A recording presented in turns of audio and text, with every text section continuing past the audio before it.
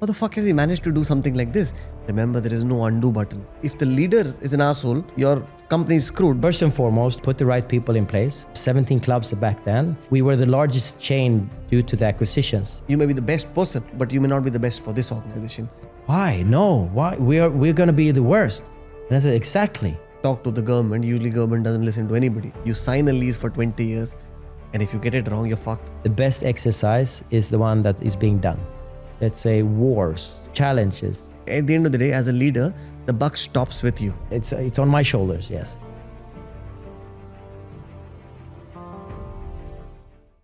Thanks for doing this, Kent. Really appreciate it. Thank you, Samir. I'm very grateful to be here.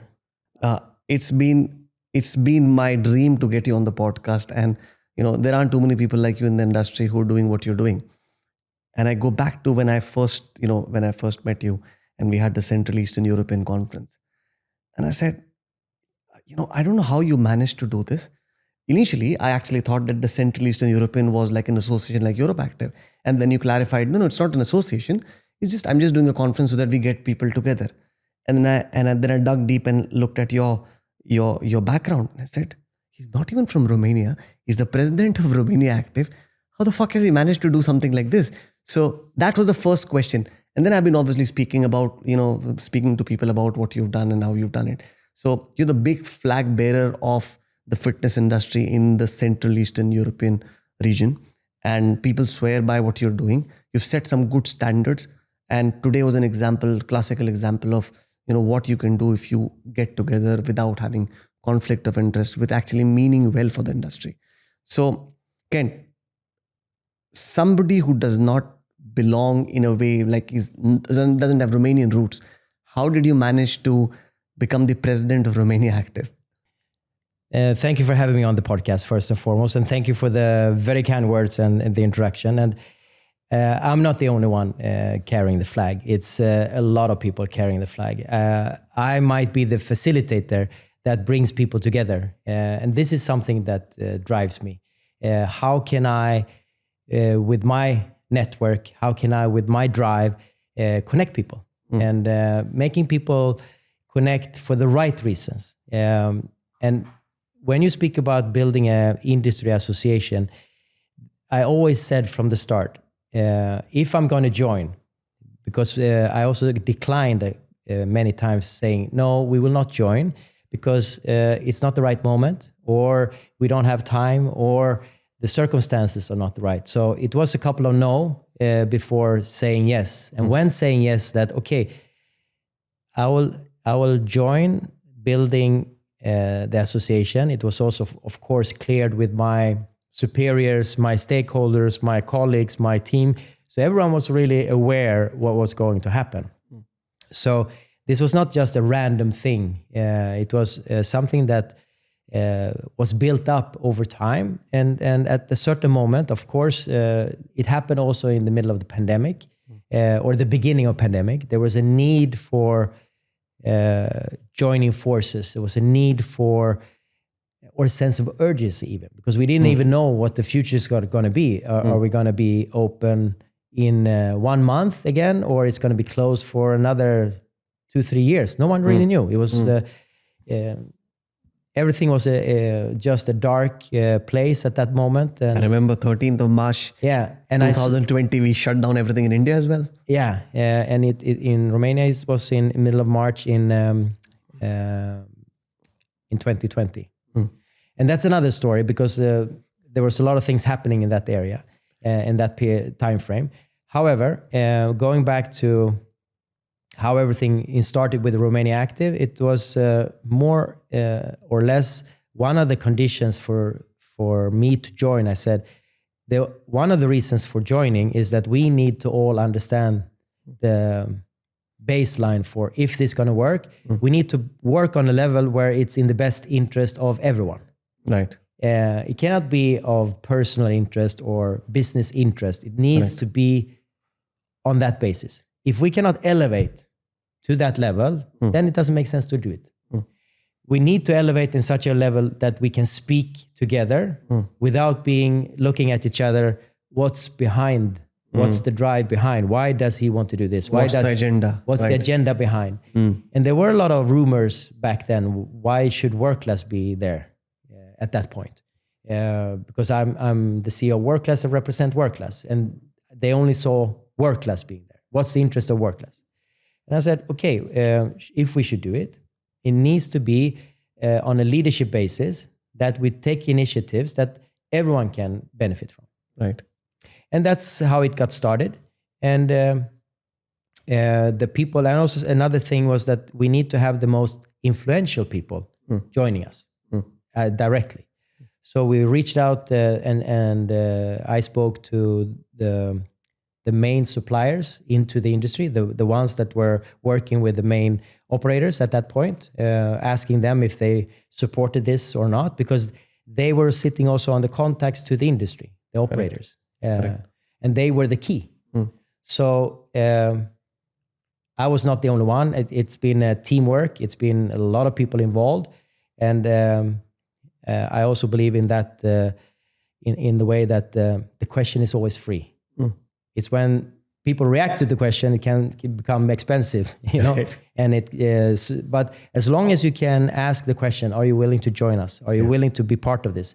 Then my job was to build the vision and create the story behind.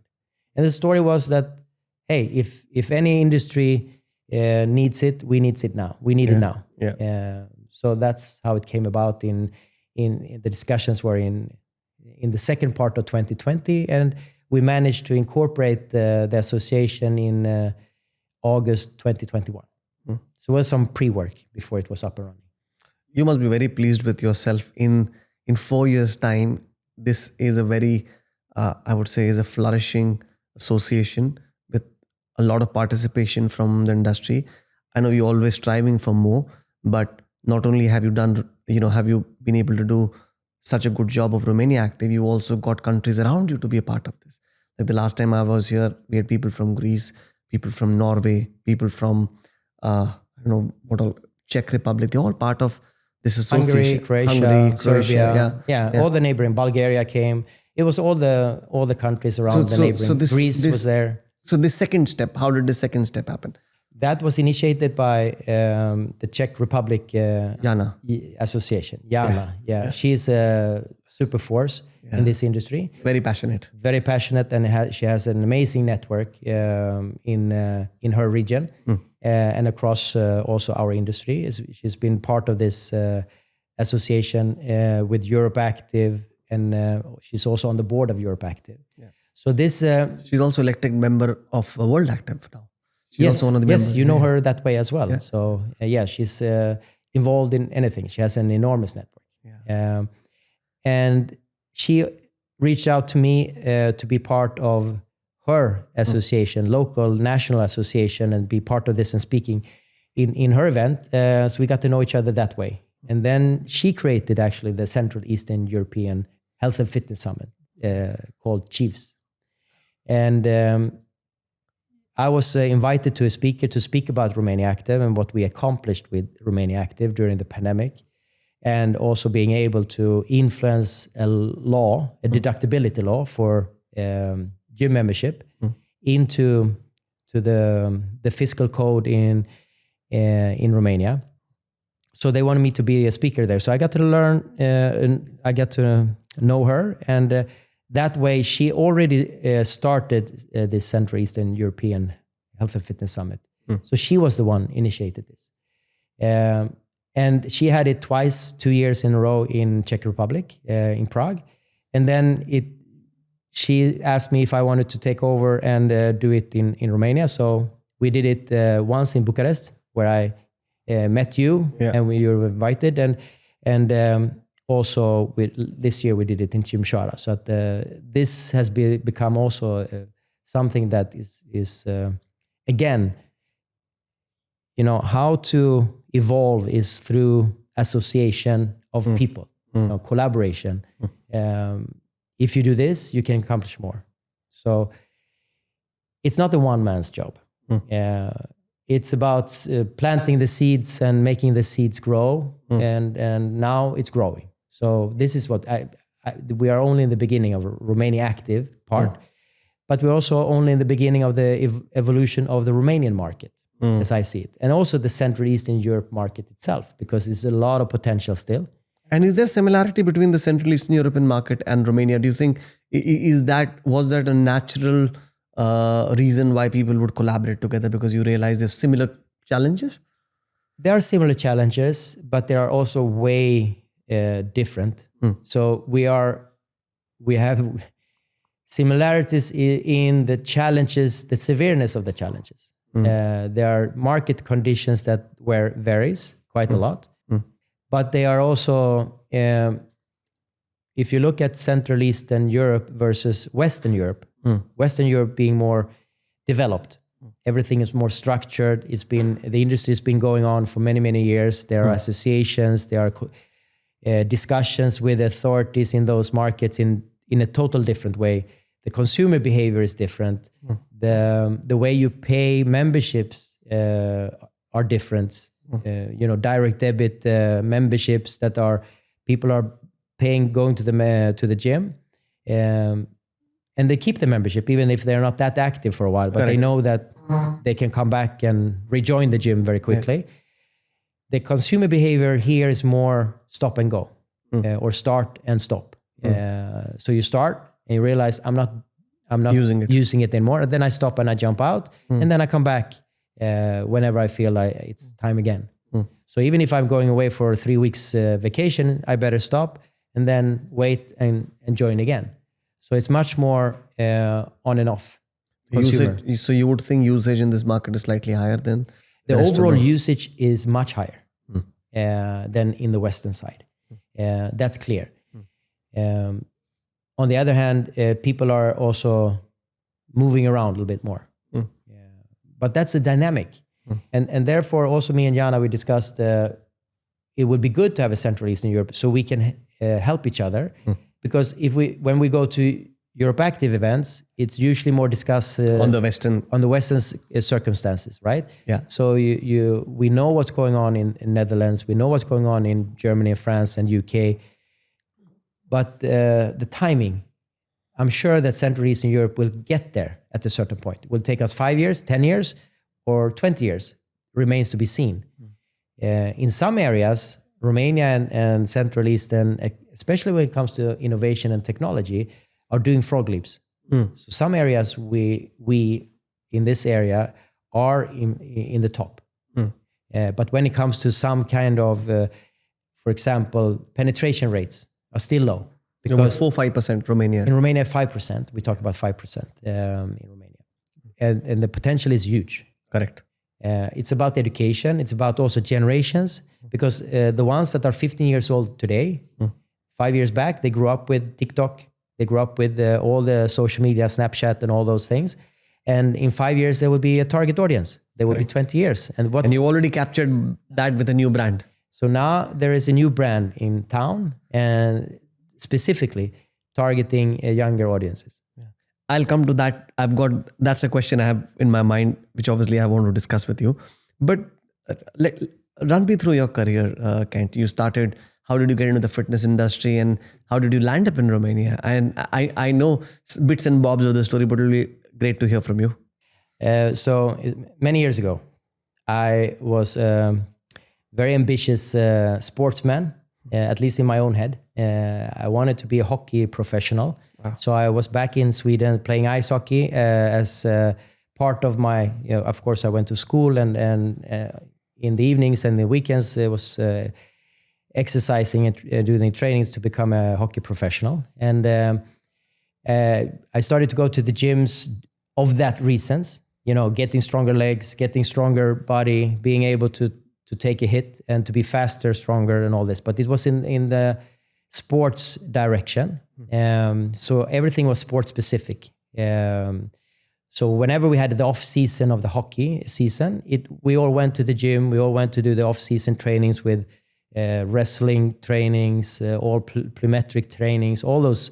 So we trained everything. So ice hockey is quite a diverse. Very difficult sport. Yeah, you need to have cardio, very high cardio. You need to have strength and me not being the tallest in the room, usually the smallest, I need to be fast and I need to think fast. And for me, it was to be, reading the game, same as at the same time also being able to be a strategist, playing the puck in the right way. And started to go to the gym. I think I was 15 or 16 when I went to my first gym membership in the local gym. And that turned out to be when I was 18, I got the chance to practice with a senior semi-pro team in Gothenburg, where I grew up. And then I became 19 and we had summer training and I became part of that team. But I was a junior in the senior world, and I had to go to the gym a little bit extra and work out. And one of my teammates who was in the senior team, his wife was a trainer there and worked at the gym. It was a recently opened gym. It was a Nautilus gym owned by a person called Mats Thulin. And she was pregnant and they were looking for a person. I said, let's sign up to go to an interview. So I went to an interview, talked to the club manager there, and I explained my situation and that I needed something to do when I'm not in the ice rink. Yeah. So I got hired. I was 19 years old. And that journey, what they did was that they were extremely focused on the Nautilus equipment and the functionality of the resistance. You know the story I remember about the Nautilus equipment, yeah, you remember the story about Arthur Jones, how he developed, he wanted to have the perfect resistant curve of the wheel that the chains were surrounded, right? And in order to get the perfect resistance, you had to have a way of also a method. And that method is also something that Dorian Yates is also speaking about. So it's a high intensity workout. You should make sure that your muscles are really getting the most out of 1 or 2 sets, and then you don't need to do more. So all this, we were really into the specifics, how the equipment was built.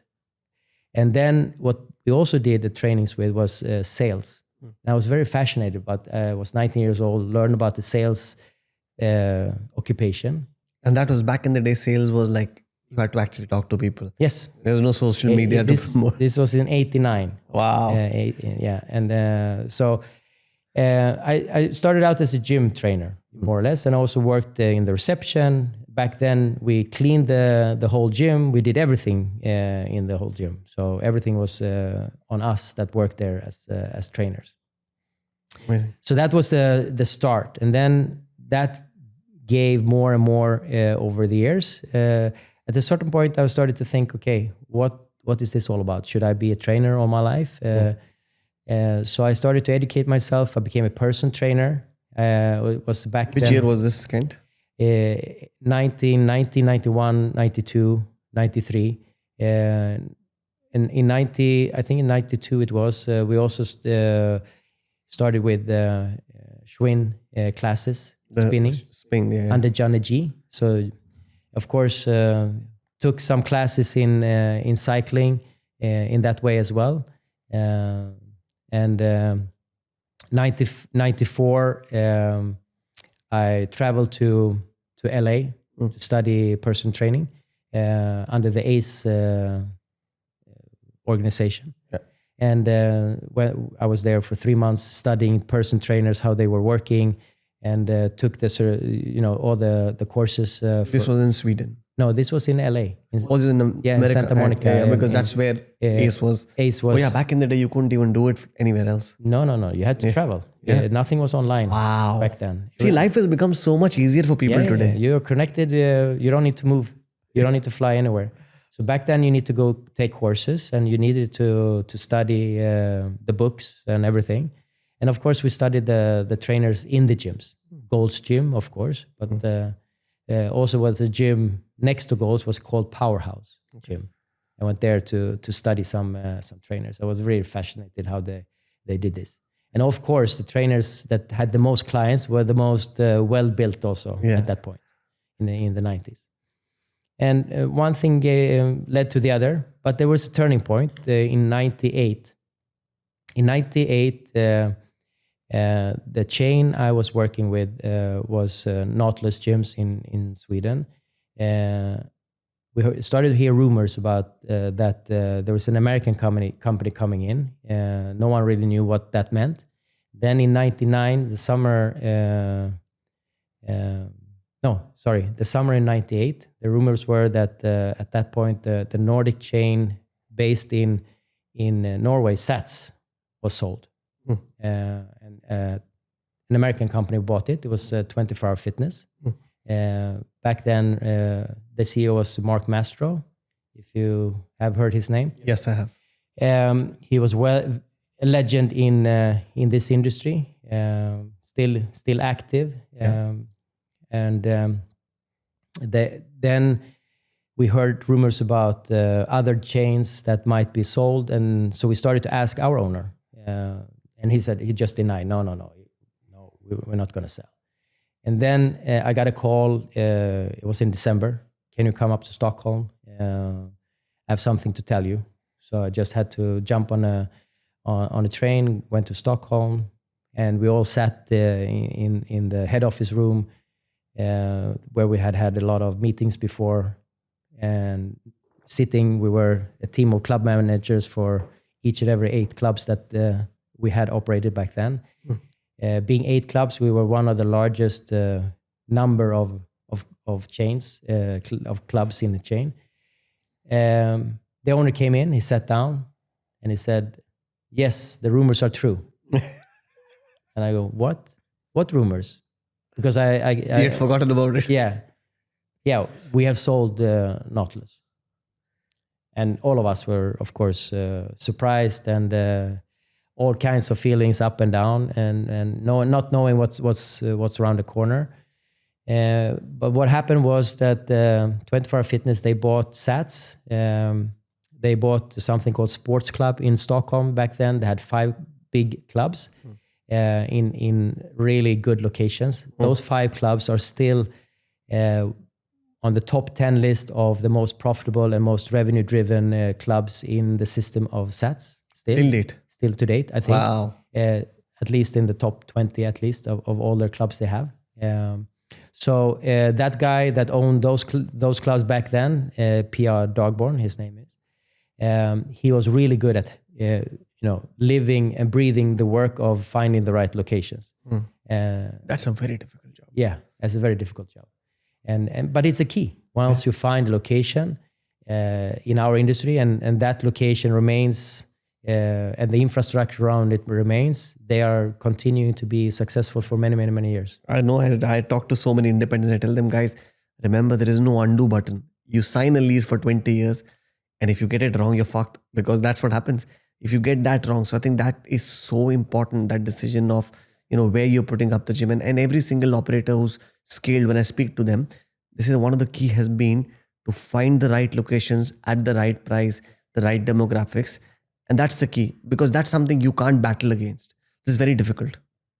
And looking back to my background, I've been extremely, and this is I'm extremely grateful for. I've been lucky to have been working with very good entrepreneurs and very good people around me. I don't want to run through a list of people, but everyone I've been working with, I've been fortunate enough to be able to learn from all of them. That speaks more about you than about anybody else. No, but this is also something that I think is really important, because there are so many people that brings their enthusiasm, their engagement, their know-how, and it's up to me to see where I can learn from it. And I do have had these experiences with the entrepreneurs, the owners that I work with. I've been fortunate enough to work with private entrepreneurial owners, American owners. They were extremely good in running this fitness business. I learned tremendous. It was only 4 years, but still, those 4 years I learned greatly. They had manuals for everything, of course. They always did benchmarking and best practice for everything. So if they were to do anything related to sales, they hired the best. Mark Master was a genius in this. Whenever he wanted to develop something, he hired the best people to tell him how to do it. It was before what you can learn today on social media, on YouTube or Instagram or whatever. On a podcast? Or a podcast, yeah. But he was extremely good at making sure that the best of the best did the manuals for him. So he hired them, they put together the manuals, and then, of course, the internal team turned it into adapting it to the reality of what he had, whether it was sales, retention, or just building clubs. So now, from there, where did you jump? What happened next? Yes, that's a good question. The journey, as you asked me, the journey was, of course, my background. I was a club manager in Gothenburg, the second largest city in Sweden. In '99, I was also on a job interview, trying to see what my future could be. I applied for a regional position in Stockholm, and the current CEO of that company back then was called a mix between the brands that were put together between SATS and Sports Club that were Which bought. are the two acquisitions? Exactly. The brand name Nautilus was not part of the deal when they sold the Nautilus, because Mats had two versions of his operations. He had one for gym and aerobic, and the other one for gym and pool, gym and swim, which is now, that part is now called Actic. So that was the foundation of Actic, which is a large operator with swimming pools and gyms together. I got the job, so I moved from Gothenburg to Stockholm and started to work in this SAT Sports Club in '99. After then working with Americans and the American system, we learned greatly. I had great results working as a regional, working with sales, working with implementing all kinds of systems that we worked with, and generating good results, growth of members. I was suddenly, after one year, asked if I wanted to join and move to Denmark, Copenhagen. I'm a person who likes challenges. Usually don't say no to a challenge. But at that point, I just recently moved, been 1 year in a new city, the capital city of Sweden, Stockholm. I met my girlfriend that later became my wife in that year. So I said no, without knowing that how this will impact my future. But it was also one of those moments where it could have gone either way. I said no, but continued to work as a regional. And 1 year later, I got the question if I wanted to be the CEO of SATS Sweden. And if I'm not wrong, you were 29 that time. You were very young. I was 31. 31, yeah. I remember this. So I was very young, super young. Responsible for a number of clubs, 17 clubs back then. We were the largest chain due to the acquisitions at that moment. But 17 today is not a big number if you compare to all the big chains. But we started to grow, and that was a journey I spent with SATS for another 10 years. So that was a great journey. So what did people tell you when you said that, I'm going to take the role of a CEO at the age of 31? Well, again, I don't think everyone really thought that I was ready for this. We were under the system back then of the American ownership. They had a lot of support. They had a lot of people around you that you had to report to. I got different types of positions that I had to send reports to every week. It was a school for me. It was an educational journey. But of course, I was not a CEO per se back then. Didn't have any experience. So that was my first CEO job. And was it a CEO job or was manager director job? Most likely more like a managing director job. I was legally responsible, of course, but we had a group of companies. That's why it was somehow mentioned as a CEO of that side. But then we grew the company over the period of years through greenfields and acquisitions. Americans later on sold. We made a management buyout together with Nordic Capital, one of the largest private equity funds in the region of the Nordics. And that was a journey that went on for another 4 years. So yes, a lot of things happened during that period. So two things, Kent. One is for the audience, what's a management buyout? A management buyout is when the management team, together with in that specific area, is buying out the company from the owner. So the management, together with a finance or an investor. So example, a private equity firm and the management team go back to the shareholders and say, we want to buy you out and we'll run this. And shareholders get their value because they're anyways not running it. Right. But this was, it was not something I was initiated by. Mm-hmm. It was something that was initiated by the management team and the management of the Nordic group. I was the managing director of Stats in Sweden, and this was managed by the Norwegian office back then. So that was my first interaction with the private equity company. And yeah, that was... How would you describe your first interaction with private equity? What were your learnings? My learnings was I think this story tells a lot. And one of the managing director back then was a very smart guy. One of the first building the private equity environment in Sweden and the Nordics. He had a very good speech to us as people that we were about to invest in the company. And he said like this, we want you to invest in this company as much as you think you're able to do, but not more than that you're willing to wake up 1 hour before than you ever did before and go home 1 hour later than you ever did before. So you should not invest more or less than this is being done by yourself. Wow. So what he asked for was an engagement that if I could put in whatever money it was back then, it should not be like I took everything I had and then I would feel like I have to stretch myself and even if I tried to wake up 5 hours before and work 5 hours more or 10 hours more, it would not be for the right reasons. But if I were to put enough money that will make me also invest in the company with time, effort, and engagement, that said a million. It said a lot. And it actually happened because all of us were very engaged.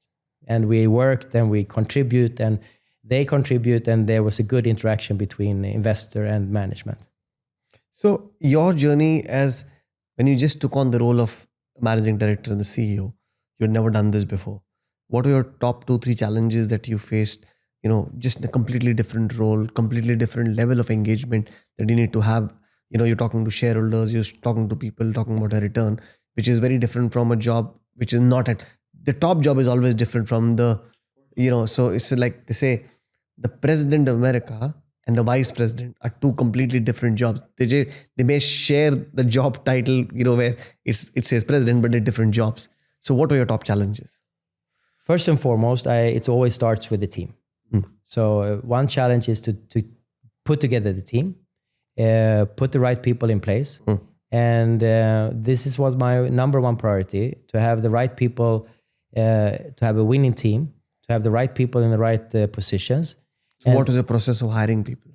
So that process was, of course, very dynamic because let me just give you a context. I grew up, my first job was when I entered into position and the Americans, they came from far away as investors. They bought 4 different companies that they more or less bought within 1 year. And that became a cultural war, an organizational war, meaning there were people that worked in different companies that were very loyal to their owners, which was an entrepreneur. And sitting in the same room discussing the same things, they were loyal to the owner, not to the company. So just because you were from one organization, you didn't really like the other organization. It was not like you just became friends. Yeah. So it was a lot of organizational, let's say, wars, challenges. Because you had 4 different cultures. 4 different cultures built on 4 different ways. You had the guys coming from sports club. They were hired by the organization based on their social skills, because they were, let's say, the travel guides of the company. They knew everything. They were entertainers. They had a lot of group fitness. They were the best on group fitness. A lot of them were extroverts. Okay. Then the ones from SATS came from, they were hired by education, and they were all on scholarships and all had degrees in different ways. And then you had the Nautilus that were very indoctrinated into the exercise physiology and how the equipment should be. Putting them together was not like a perfect match. Correct. So that was, so when we went out in the organization, everyone was dissatisfied, unhappy, because lack of information, because they were, whenever you lacked information, they went to the owner to speak. Now there was a need for structure, there was a need for organizational alignment, and that became a huge challenge. So building the team was number 1. Number 2 was, of course, to have something to connect everyone with. Making the people feeling that they belonged into the culture. So how do we build a culture on top of this? So we started to have conferences. We call them inspirational days. Did you find, Kent, one of the things that happens in typical mergers and acquisitions is people in middle get kind of, it's like, the mix becomes so potent that, you've got extremely different profiles, extremely different visions, and now you're working as a single organization. Did you find it very difficult to handle people who come from different value sets? And how did you make sure that all of them came on the same page? That entire process, what did you go through? Very good question. Because as you said, I've been part of a lot of acquisitions, and some of them, when we did the due diligence, financially, things can look perfect. Everything when you do the due diligence, legal, financial, everything match. But then what a lot of people forget, to do the operational and organizational due diligence. What is the culture? Some of the companies we bought, they were building the culture of being the challenger, meaning we don't like the leader of the market. So we want to do everything to beat the leader. So as a challenger, you want to chase the leader. You want to miscredit the leader, right? So how do we get those people to? Because when they hear the news that suddenly the market leader bought them, but you were our enemy, how should we work with you? Oh, this is a difficult one. So some people will leave organically. They just don't like it. They will. You cannot make them stay. Correct. So that needs to happen. Just need to happen by natural, organic. And did you lose a lot of people in the process? It happens, but not that many. But then again, you need to go back to the core. Why did you start? Why are you working in this company? And then you make them explain it to you. And they explain, why do they work here? I like the people. I like to work and interact with the members. Yes, but that's exactly what we do. That's the core of our industry. So going back to the core, because that's what unites us again. And going back to values. What are the values that would like you to stay? Yeah, but I don't like this performance organization or performance culture. But what is performance culture? Really? Performance is measuring and development. Do you like to learn and develop? Yeah, it's nice. I like it. I want to grow. Yeah, that's what it's all about. Yeah. Trying to bridge and adapt the communication so people, not everyone absorbs the same message directly. You need to talk to some people maybe more than others. Maybe you need to explain differently to people, but you need to go back to the core. And what is this industry all about? It's about people. It's about how we take care of people. It's about how we help people change. Our industry's biggest challenge is not to actually sell a membership, is to make the behavioral change so that member would like to stay active. Paying the membership is one thing, but being a physically active person, Correct. exercising on a regular basis, that's the hard part. And how do you get people to do that? That's the $1 million question, right? we all struggling to do that. We all right? struggle to do this. But what's the role of leadership in that? And if you look at the CEOs of companies, like I was, today when we were on the panel, I said, I think CEOs have a very easy and a difficult job. It's such a dichotomy because you're paid to take 2 or 3 really good decisions based on limited data or whatever data you've got. In hindsight, you can always connect the dots backwards. But at the moment when you're taking a decision with whatever information you've got, and then the organization follows. And then you as a leader are building culture. And culture always flows bottom down. It's top down. It's not bottom up. So if the leader is an asshole, your company is screwed because everybody in the organization sees that's what I need to ape, right? I'm not building a good culture. So especially when you get at least 4 organizations to work together, initially everybody is very, very defensive. Most people are thinking, I'm going to fucking lose my job. Sure. Right? But you need to communicate. Right. So this is very important. What you just said now is the backbone of any merger and acquisition, communication. Run me through if I have just sold my company or I'm planning to do this and merge with somebody, how do I manage this well if I'm going to be in the leadership position? So what I believe is one of the foundations will be that first and foremost, you need to set the expectations properly. You need to explain the vision. Sometimes you need to also visualize try to compare the vision, what it means. You cannot just tell it. You need to also make sure that people can see it with pictures, with maybe benchmark.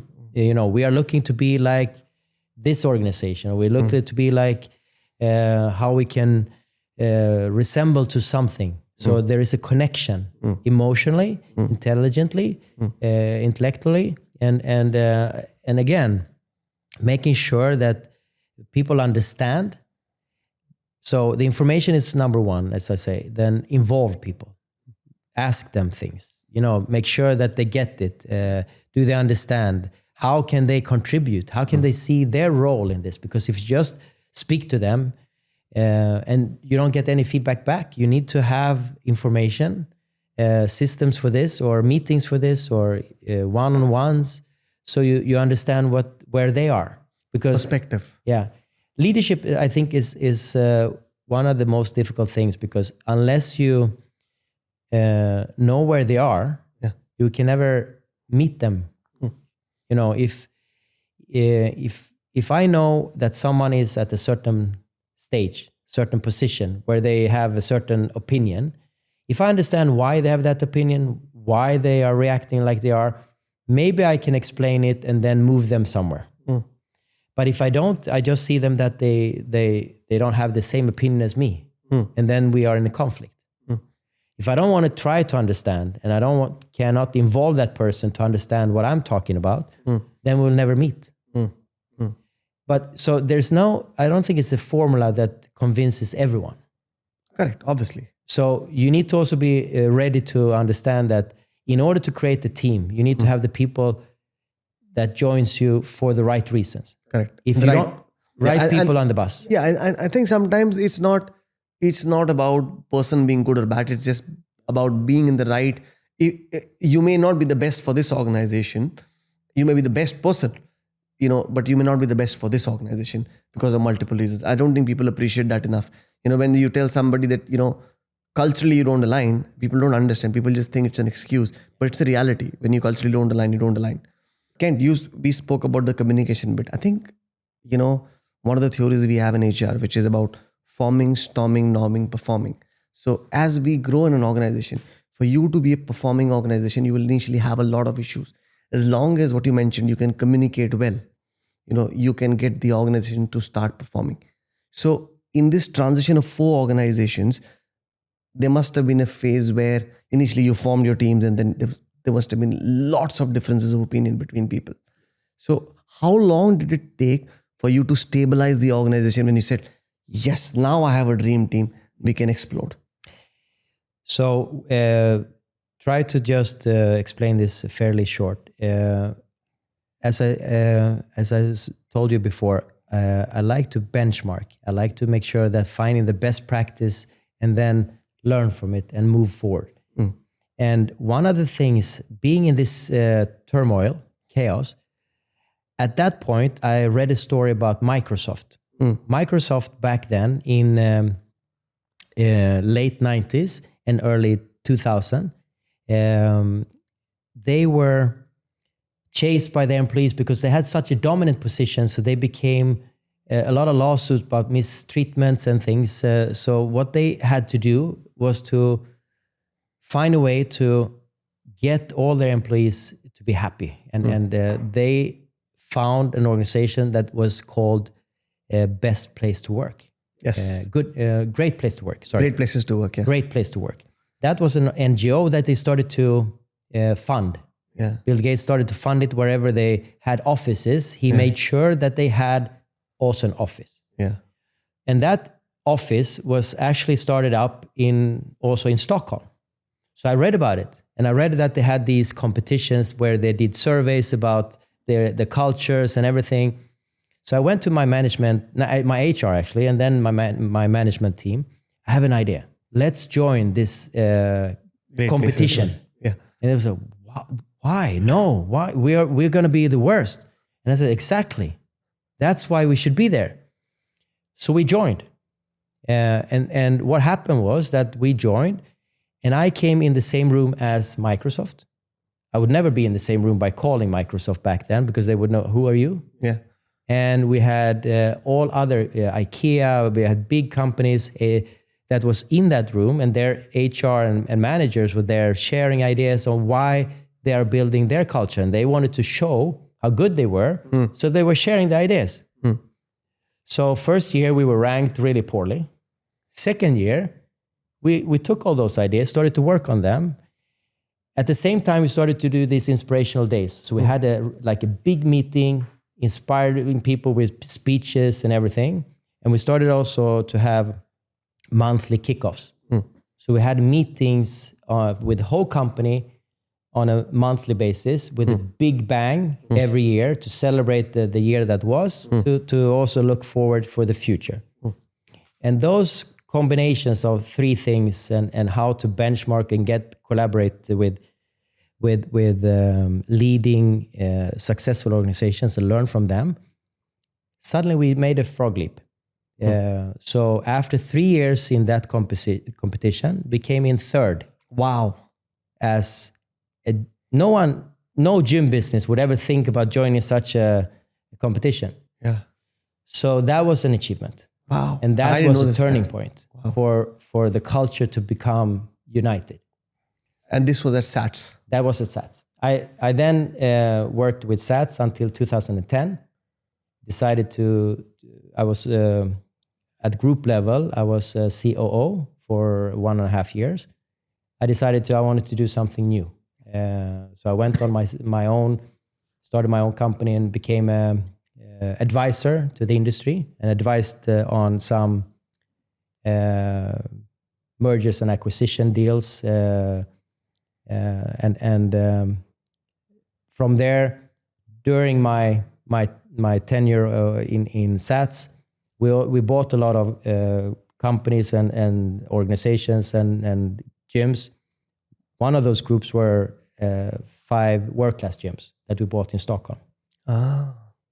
And the 2 owners that worked with this organization, one started out to build another gym chain in Sweden called Member 24. And his partner, he continued working with world-class internationally. His name is Milan Mirkovic. And he was in Serbia, Croatia, Romania, in that area working. and picked up an opportunity where he could do a management buyout with private equity from Poland in 2014. It was made, and having got to know them both, I was called at a certain point and asked if I could come down and look to see what's going on in Romania.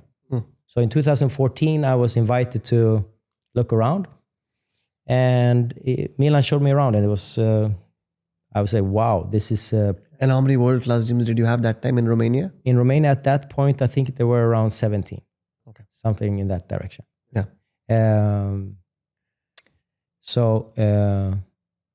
No, it was actually less at that point. It became later on 17. However, I started out to then be an advisor to the board, the management board, and the investor, resource partners at that point. So 2015 and 2016, I supported the team with various projects and tasks to help them to grow and consolidate the growth they had. And in the late part of 2016, I was asked by the owners if I wanted to step in to be the CEO and help them to merge and consolidate the growth. Fucking again. I have to do this again, is it? Is that what you thought? A little bit in that direction. Of course, I thought, okay, but no, I said no, actually, the first 2-3 times. Seems to be a pattern. But they insisted and asked me, okay, but we have a plan. We're gonna build the company and sell it in 2.5 years. So I was thinking, okay, 2.5 years I can do it. So I joined. And which year is this? 2000? Late 2016. So 2017, everything started to go really well. 18 also, and the plan was then to sell in 19. And in early 19, we started the process of preparing to make an exit. Summer came, a little bit.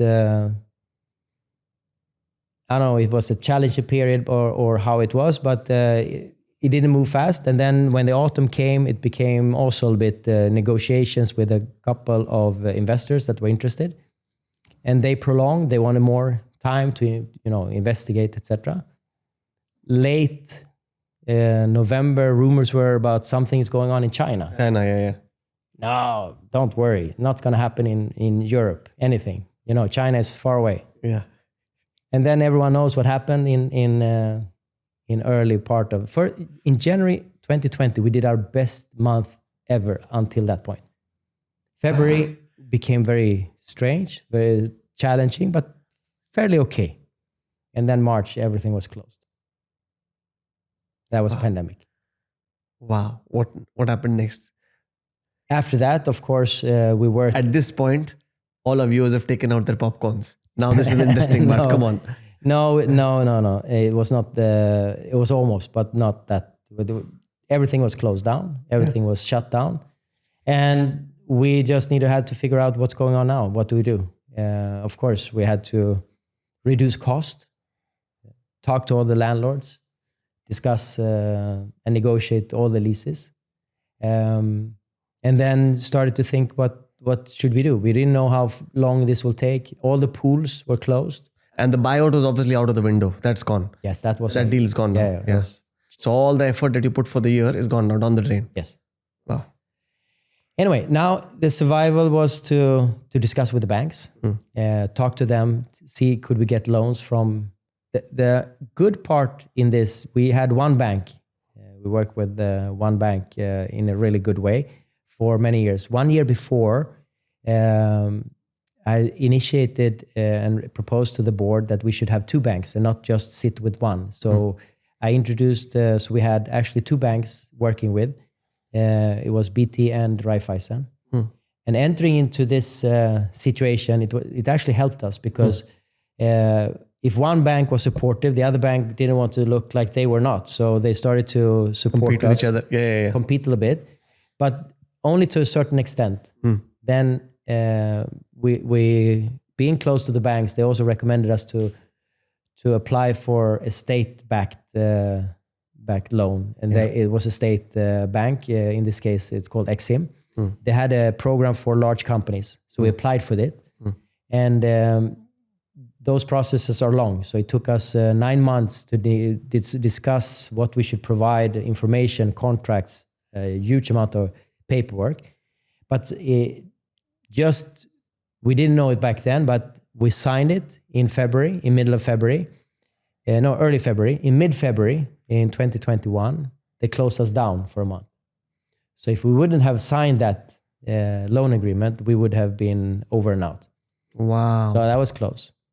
So even in that dark period, there were some lights in the tunnel showing us signs that, guys, keep going because something is going to be better. And then in 2022, in July, we managed to be part of that. Our owner back then, they managed to exit, and we have a new owner now. And we continue to invest in the company. They run a different business, Indian origin, if I'm not wrong. Yes, Indian origin. Yeah. Yes. Yeah. Very nice. Yeah. And now we have a very strong and very engaged owner, and supporting our journey going forward. So where do you see World Active going from here? Where do you see world-class gyms in terms of you're now also diversifying in a way? You've got another brand which is a completely different customer, completely different ICP. What was the thought behind that? So the idea is that it's very difficult for one brand to cover everything. Age groups, interests, etc., services. So the idea is that going from one brand strategy to a two-brand strategy is to cover different segments of the market.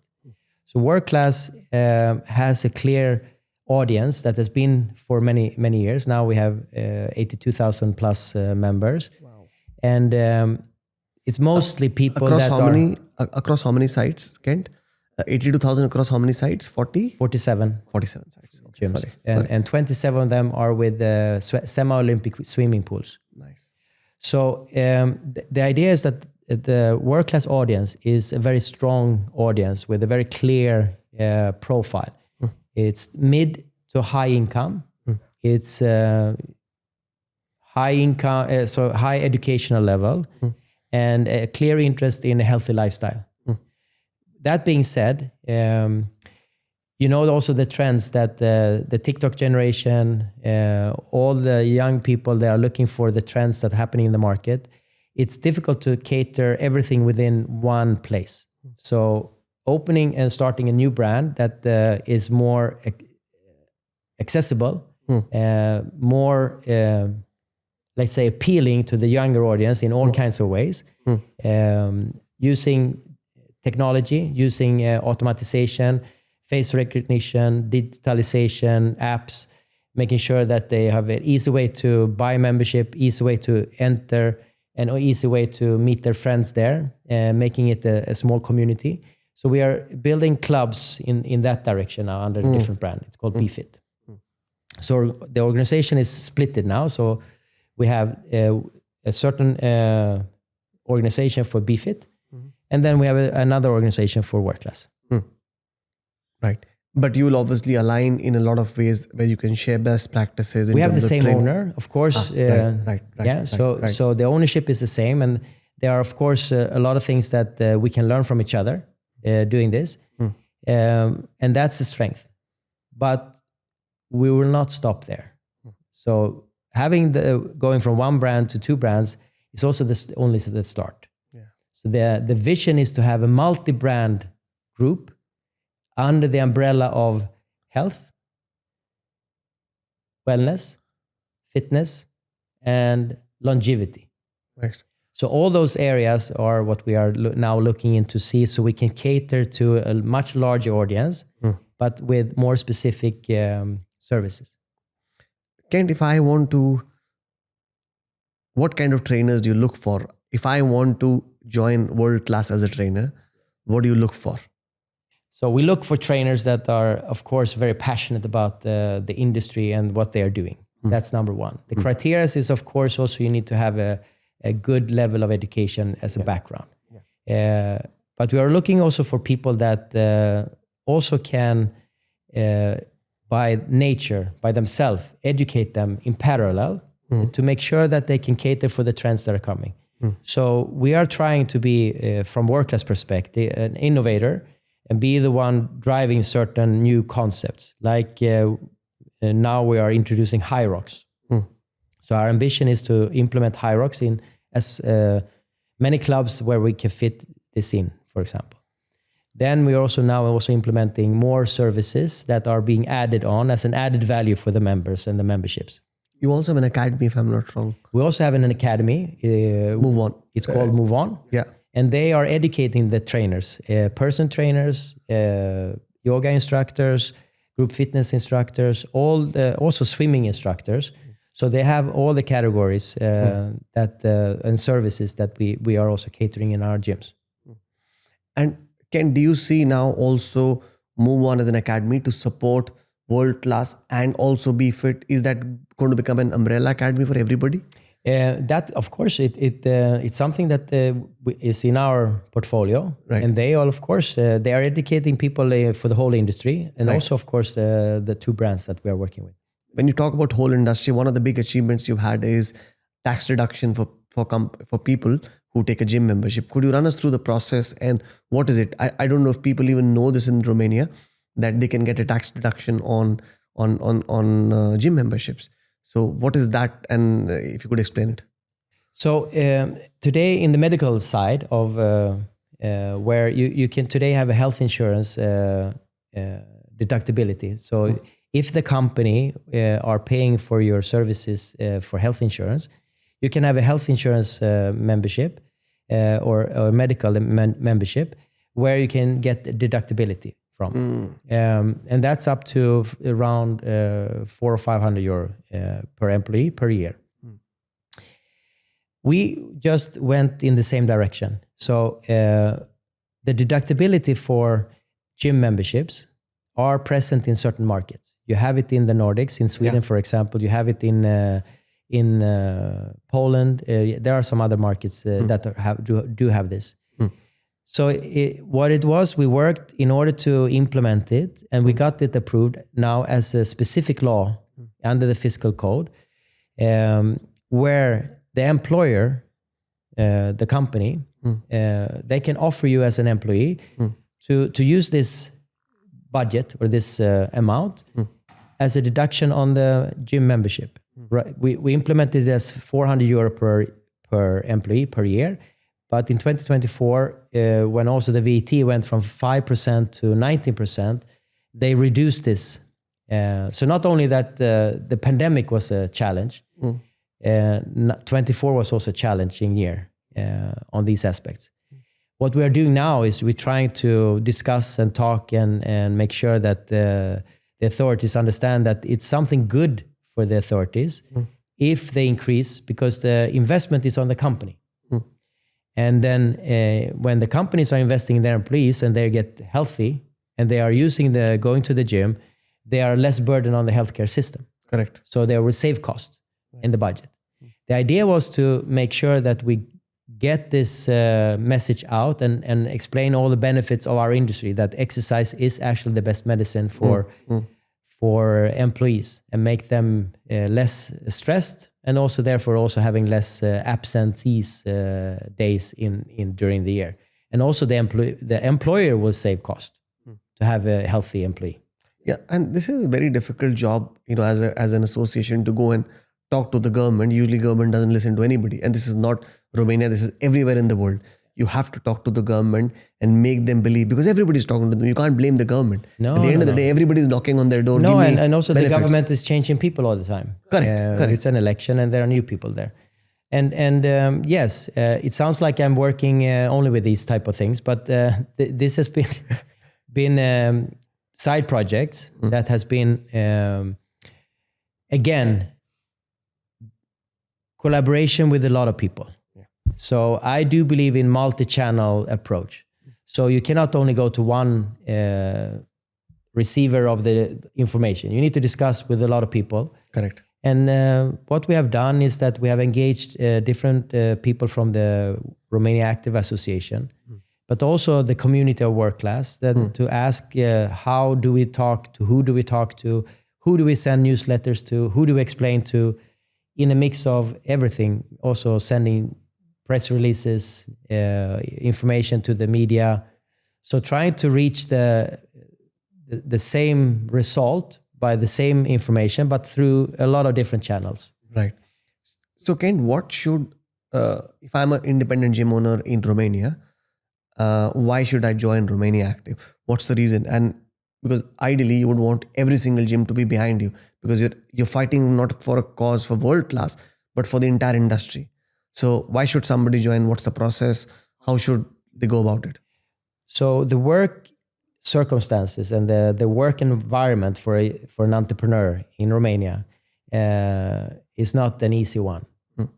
Taxes are being increased as an entrepreneur on the companies, and cost of utility costs are increasing, leases are increasing, all those things. By joining Romania Active, you also get someone speaking your voice. If you go by yourself as an entrepreneur, no chance. It's no chance, because you are speaking in your own interest, and it's also a financial interest of your company. Correct. So it's a commercial interest. Correct. The association is speaking in a more overall interest for the industry. That's the reason why you should join, because you have a voice through the association, speaking of the needs of the operators. So what we are doing when we do Romania Active is we are only speaking the voice of what the members have said. We would like this to be discussed. It's not something that... And members here mean gyms? Members being gyms, yes. Yeah. So how many members do you have in Romania Active at the moment?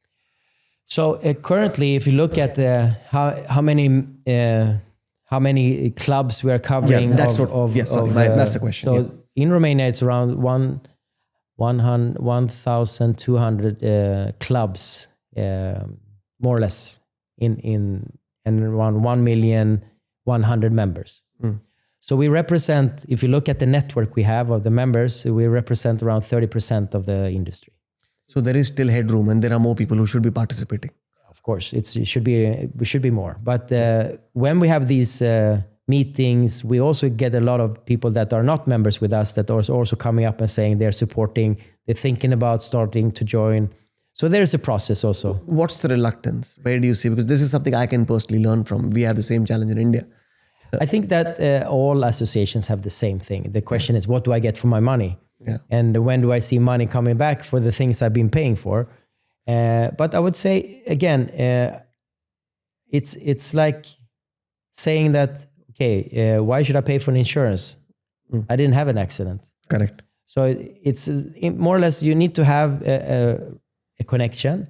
You need to have a voice. And the voice is better when we are united and we can go with one voice and discuss 1, 2, 3 topics rather than trying to run around not knowing who to talk to, because we can also more easily get to the right destination and speak. That's one thing. But I would say the biggest benefit is that when we get together in all these networks, you get to meet people and learn from people, and you can become a better entrepreneur. You can make more money by actually interacting with peers in the industry. And it comes back to the same things, having these meetings that I discussed recently, just a couple of minutes ago, because it also unites. Correct. You know, sitting by yourself, you hear things, you see things on social media, and you create an image that is not the real world. Correct. But when I meet Samir and I see, he's a great guy, I want to do business with him. Suddenly we make a collaboration, and both of us are winners in this.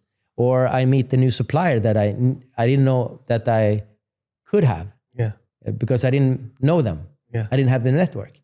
So bringing people together and you know, bringing the network to become stronger and stronger.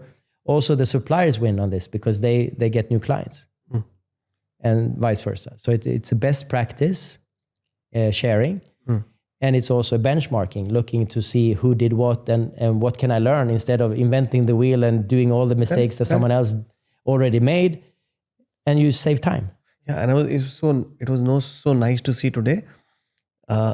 You, Vlad, and Alexander on the same panel, right? People would see you as competition, right? In a way, I mean, there's three gym chains, all large. I think Stayfit is expanding. They're north of 50 gyms now. Vlad is north of 35 gyms.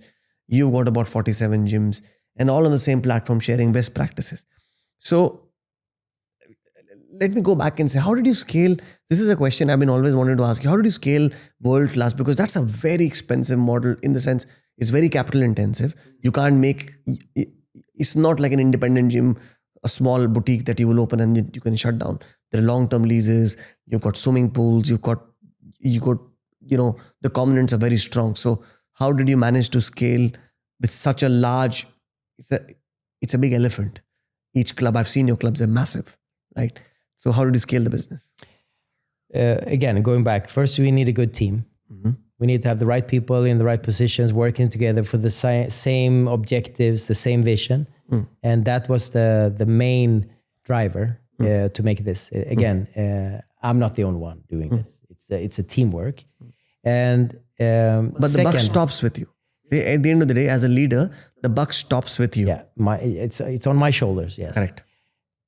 But going back to also the fundamentals, as we discussed also in the beginning, finding the right location. When you find the right location, you have solved 80%, maybe 90% of your headaches, because you will have a good catchment area, you have a flow of people coming in, and the investment will be speeding up, return on the invest will speed up. How do you find out what's a good location? That's market. Great secret. It's a combination of market research. It's also, in the end, a combination of gut feeling and seeing the flows. You need to go and look, because sometimes you can be on the wrong side of the street. It's a good location on the Google Maps, but you may be in the wrong side of the street because you cannot get easy access, parking, or maybe it's something where it's not where you stop when you're on between your home and work. So it's really not something that you can learn in school. You need to work with it, and we had very good people working with this, and that person now is responsible for the BeFit brand also. So identifying the right locations. Identify the right locations is key, of course. Then you also know about the phenomenon that usually we as people, we have three places where we go. We stay at home, we go to work, and then we usually end up going on a frequent basis to an interest that we have. It might be that my interest is playing football. So then I go to the football pitch and I meet friends around football. We go to the pub together. We do certain things. So we eat and enjoy things together, but it's around football. Or we find a way to make sure that we will be that third space. And if we can locate ourselves close to where people live, we are very close to their proximity, right? Right. That will be being very close to their reality. And if we can find to be very close where they live, and then if we can be good at finding another spot where they either have their third space and can easily transition into where we are, then that becomes a natural way of finding a flow. Could we also be close to work? But we also know that the work environment, the real estate where the work is based now, is not the best place to put. It is not. So you want to be away from that. Yeah. But but this is something I've never been able to understand. Obviously I've also run gyms, Kent, and I have a club at the moment in an IT park in India, and we always struggle in an IT park close to the workplace. Why do you think it's a challenge? Everybody says the same thing. You don't want to be close to the workplace. Why? Well, before the pandemic, workplaces were quite diverse, and it was quite dense. Yeah. A lot of people. So if you were at the workplace, you were very close to where they could very accessible get there. But if you're looking at it how it is now, people are usually not working in those spaces anymore. you need to also spend time at work, so you cannot leave work whenever you want. So it becomes a little bit more tricky at this point. Depends on the density of the area, how many people are actually in that area. It's very important. And the proximity, we know that is also important. How the proximity to choose a gym or choose a location usually comes when it's very close to where you live. Is that been your experience all across, that the best place is to be in a nicely, densely populated residential area? Is that, or also a retail area where people go and buy food, like a food retailer. malls? Malls are very strong areas for us, also with work class. So these are the main two drivers right now. And once you're there, it feels for the audience, their perception is that we are not almost everywhere. So we save a lot of cost on marketing. We save there will become an efficiency in how we can brand ourselves in those areas. I'm sure you leveraged technology to your benefit in expanding world class. So tell me, what's your tech strategy as world class, and now obviously with BeFit as the second brand coming in? Where do you see tech? Where has it got you from point A to point B now, and from point B to point C where you're going? How do you see this moving? First and foremost, automatization for access. People want to have a fast access. They don't want to stand in queues and wait for just swipe their card and show their membership. They want to go in. So here, access control is one way that you can call it point B. Going from there, it's also, you can do face recognition. You can do more things on this part. You can also make sure that you can have certain spaces inside the club where you pay extra for if you want access to that area, to another area.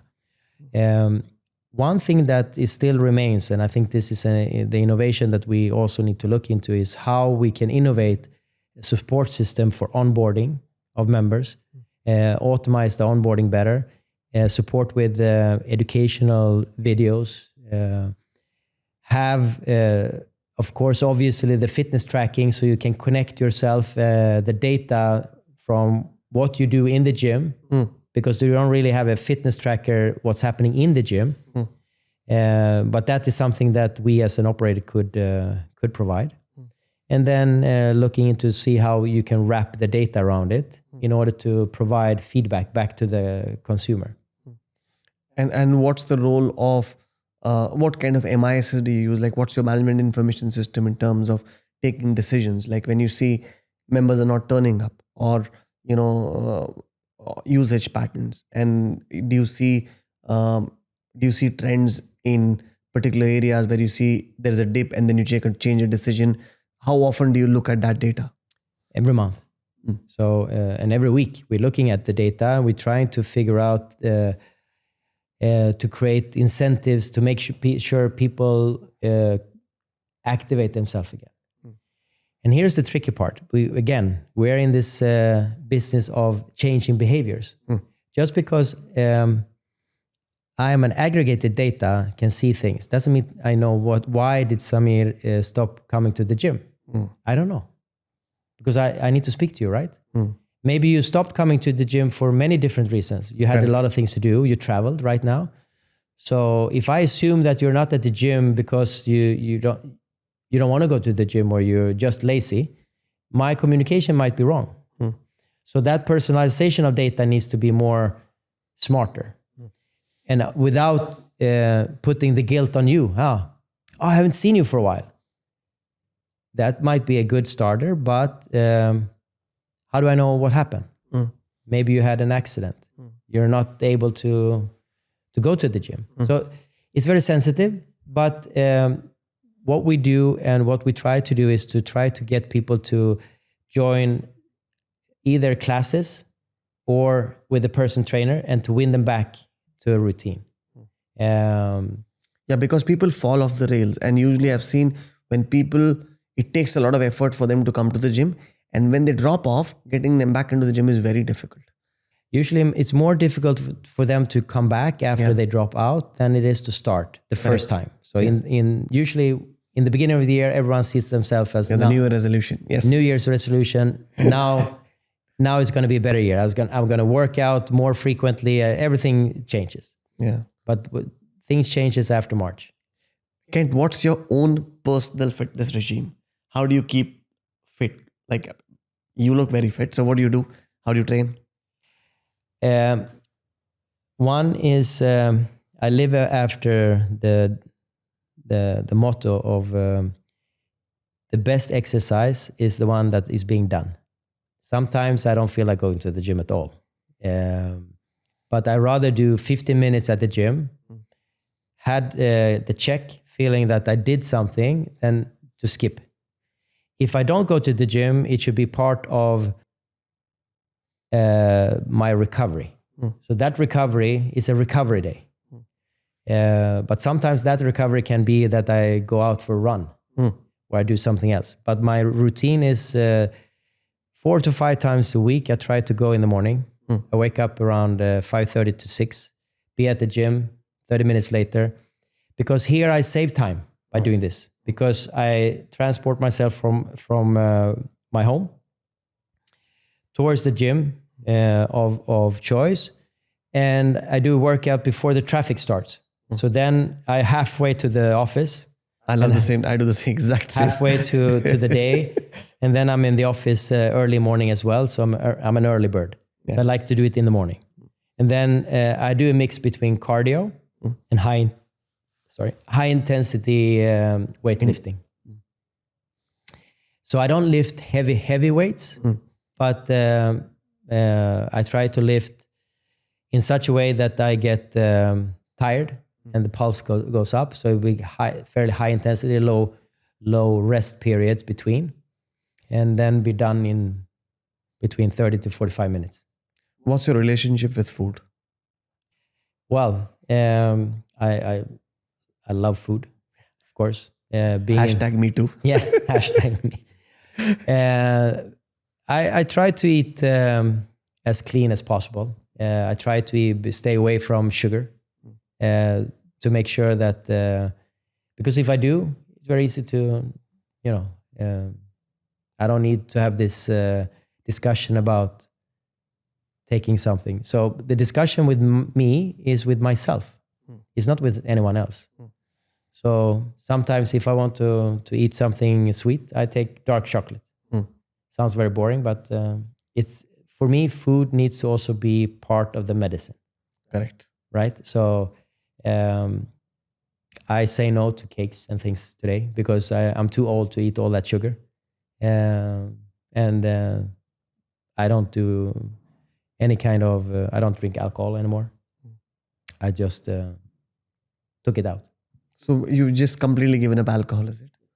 Wow. How long back was that? I don't know, 7, 8, 10 years. 10 years. Wow. That's a long time. So what do you do in these parties? Like, this is a question people ask. It's very easy. You can have a glass of Prosecco. You can have a glass of wine. But no one is asking you if you don't, did you drink or not? Yeah. But if they see that I have it in my hand, they don't ask. Yeah. Or I have a glass of water and just say, sorry, driving. Yeah. So it's quite easy. I know. I remember I was speaking with one of my friends. He runs a company called Member. He sold it to Explore. And he's like, Samir, I like to train and I just fucking hate drinking and it's a lot of times it's social pressure. You drink because of social pressure.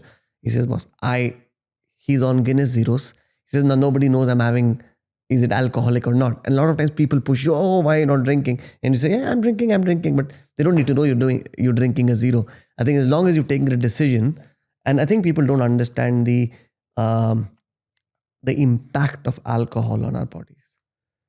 And it's personal choice. So in the end, I don't make any judgment. I just made a choice. I want to eat clean. I want to sleep good, and I want to be able to wake up early in the morning, do my workout, and be with my family. So that's and the rest of the time it's working and making sure we can grow world class.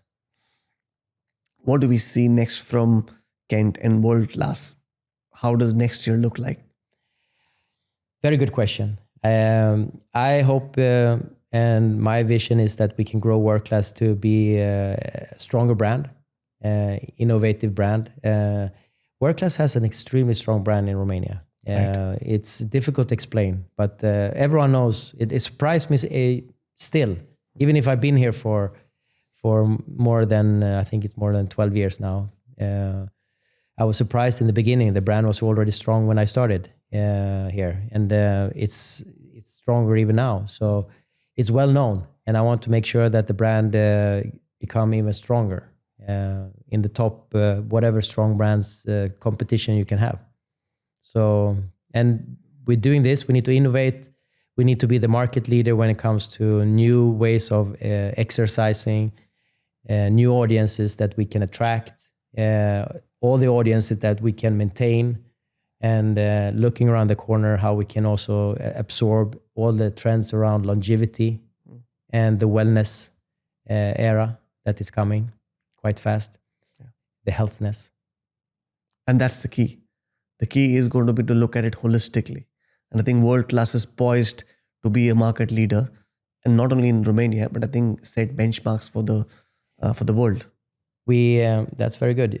Thank you for that addition to the vision. So yes, we will of course also look beyond the borders of Romania. Amazing. Thanks, Kent. Really appreciate your time today. Thank you very much to having me. Thank you.